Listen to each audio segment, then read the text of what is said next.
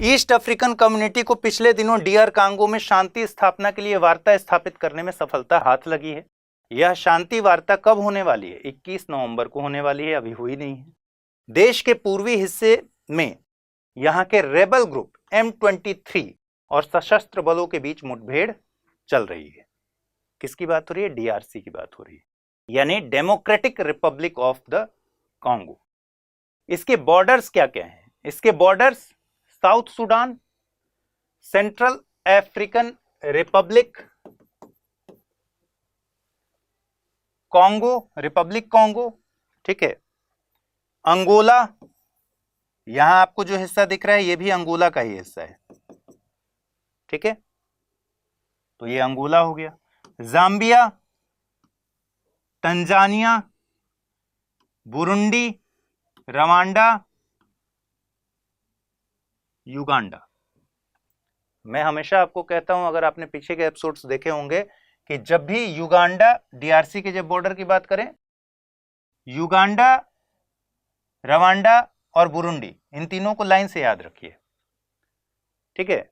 Uganda, Rwanda, Burundi को याद रखिएगा तो क्या होगा, इसके आसपास इन दोनों के बॉर्डर्स के बीच में ना, सारे कंट्रीज के बीच में बहुत सारे लेक हैं जिनको आपको याद रखना होता है। तो क्या हो गया? South Sudan, CAR, republic Congo, Angola, Zambia, Tanzania, Burundi, Rwanda और युगांडा, ये सारे बाउंड्रीज हैं इसके, ठीक है।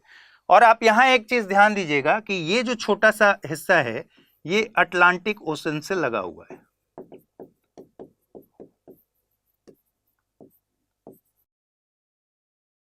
हमने जब इराक देखा था तो हमने क्या देखा था कि इराक का ऐसा ही छोटा सा हिस्सा फारस की खाड़ी से लगा हुआ था, वैसे ही डीआरसी का एक छोटा सा हिस्सा अटलांटिक ओशन से लगा हुआ है, कुछ किलोमीटर का रेंज है। यहां पूर्व में अगर देखेंगे तो बहुत सारे लेक भी दिखेंगे और माउंटेन्स भी दिखेंगे। अब लेक अगर देखेंगे आप तो यहां 5 महत्वपूर्ण लेक डीआरसी के बॉर्डर से लगे हुए हैं। लेक एल्बर्ट, ये वाला, ठीक है, लेक एडवर्ड। तो एल्बर्ट और एडवर्ड ये दोनों युगांडा के साथ डीआरसी के बॉर्डर पर हैं, युगांडा और डीआरसी के बॉर्डर पर है, ठीक है, एल्बर्ट और एडवर्ड, एल्बर्ट, एडवर्ड, ठीक है। फिर रवांडा और बुरुंडी के साथ एक एक लेक लगे हुए हैं। तो बीच वाला जो हिस्सा है, बीच वाला जो देश है ब्रू का, उसके साथ है कीवू, ठीक है, कीवू, लेक कीवू रवांडा और डीआरसी के बीच में बॉर्डर पर है। और एक महत्वपूर्ण लेक है लेक तंजानिका।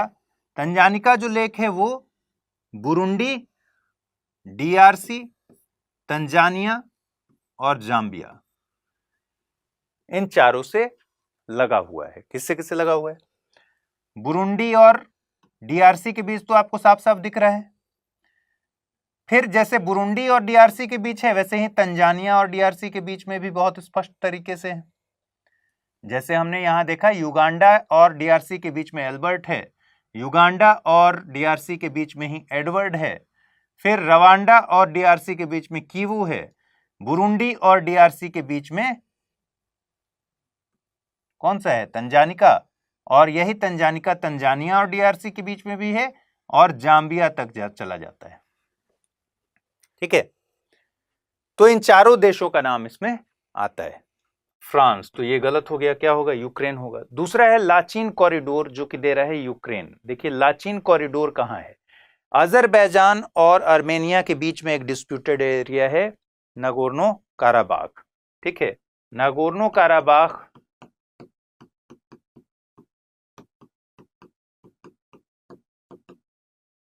ये जो आपको हिस्सा दिख रहा है यही डिस्प्यूटेड एरिया है नागोर्नो काराबाख का।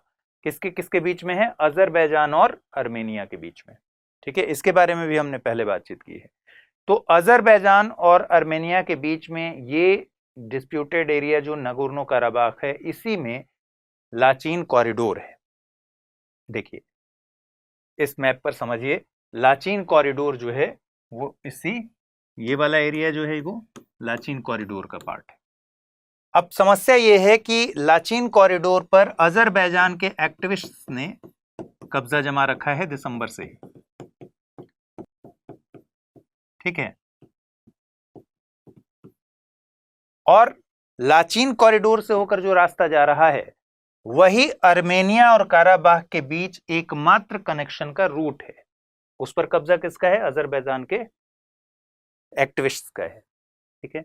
तो अर्मेनिया को काराबाख तक सप्लाई करने के लिए, जाने के लिए एकमात्र रूट है जिस पर इस समय दिसंबर से ही नियंत्रण अजरबैजान के एक्टिविस्ट्स का है।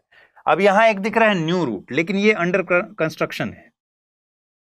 तो काराबाख के लोगों के पास साजो सामान पहुंचने का संकट खड़ा हो गया है और ये डिस्प्यूटेड एरिया में लाचीन कॉरिडोर जो है ये फेमस हुआ है, ठीक है। और ऑप्शन में दे रहा है यूक्रेन, तो क्या होगा? ये भी गलत होगा। फिर है कोबाने, सीरिया।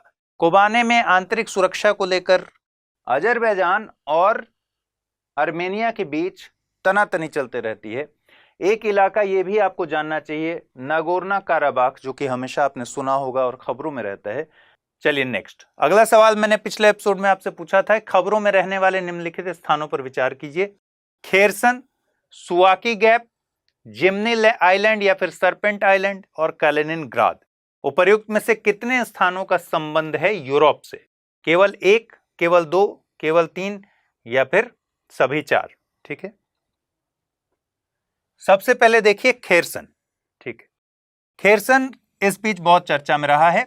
मैंने पिछले एपिसोड्स में आपको विस्तार से पढ़ाया है नीपर नदी के बारे में और यह भी बताया है कि यूक्रेन को लगभग 2 हिस्सों में नीपर नदी बांटती है। नीपर के ही तट पर है यूक्रेन की राजधानी कीव, ठीक। और नीपर के ही तट पे खेरसन एक जगह है, ठीक है। खेरसन ब्लैक सी की तरफ एक पोर्ट सिटी है, ठीक है। आपको यह ध्यान पर तो होगा, ये सी ऑफ अजोव है और ये ब्लैक सी है। तो खेरसन ब्लैक सी वाले एरिया में, क्योंकि ये कंफ्यूजन हो सकता है ना कि ये अजोव की तरफ है या फिर ब्लैक सी की तरफ है, तो ब्लैक सी की तरफ खेरसन एक पोर्ट सिटी है, ठीक है। और यहां शिप इंडस्ट्री यहां बहुत फलता फूलता सा है। अब इस पर कब्जा हो गया है रशिया का। एक और जगह बहुत इंपॉर्टेंट है, साथ में जानिए, इजियम, जो कि आपने अभी हाल में सुना होगा कि इजियम पर इतने दिनों के बाद यूक्रेन ने फिर से कब्जा कर लिया है, तो इसलिए इजियम बहुत ज्यादा इंपॉर्टेंट है। और इजियम का नाम आते के साथ कहां के नजदीक है? खार्किव। तो खार्किव, इजियम, डोनबास क्षेत्र, ये सब इंपॉर्टेंट नाम है जो आपको याद रहने चाहिए। रूस यूक्रेन के बीच युद्ध के बीच दोनों देशों की तरफ से परमाणु संयंत्रों पर हवाई हमले किए जा रहे हैं। ऐसे में बड़े स्तर पर दुर्घटना को टालने के लिए अब संयुक्त राष्ट्र के परमाणु एजेंसी को हस्तक्षेप करना पड़ा है। अंतर्राष्ट्रीय परमाणु ऊर्जा एजेंसी के प्रमुख ने कहा ज़ैपोरिज़िया परमाणु संयंत्र पर हमलों को तत्काल रोकने की उन्होंने अपील की। ज़ैपोरिज़िया परमाणु संयंत्र फिलहाल रूस के कब्जे में है और हमको यूक्रेन हम कई बार पढ़ चुके हैं, लेकिन यहां थोड़ा सा रिवाइज करना होगा।